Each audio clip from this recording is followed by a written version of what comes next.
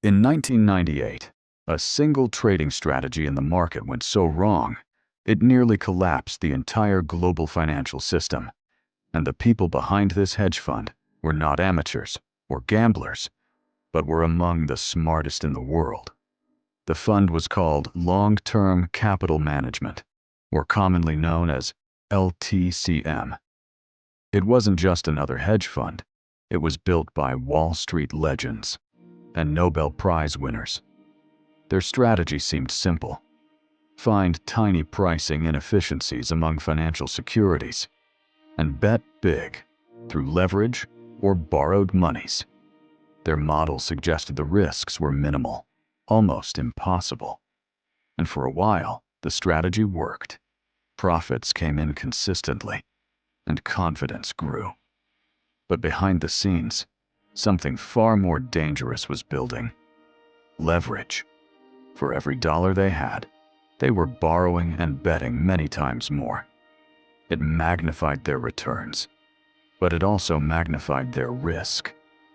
Then, something happened that their models did not expect. Russia defaulted on its debt.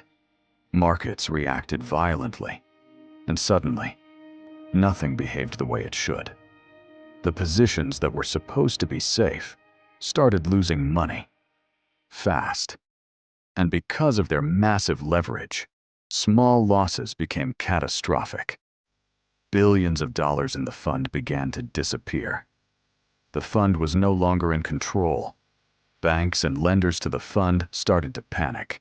The financial system began to feel the shock. Because if this fund collapsed, it would not just fall alone. It could take the entire system down with it. Behind closed doors, emergency meetings were held. And in the end, the U.S. Central Bank, Federal Reserve, stepped in.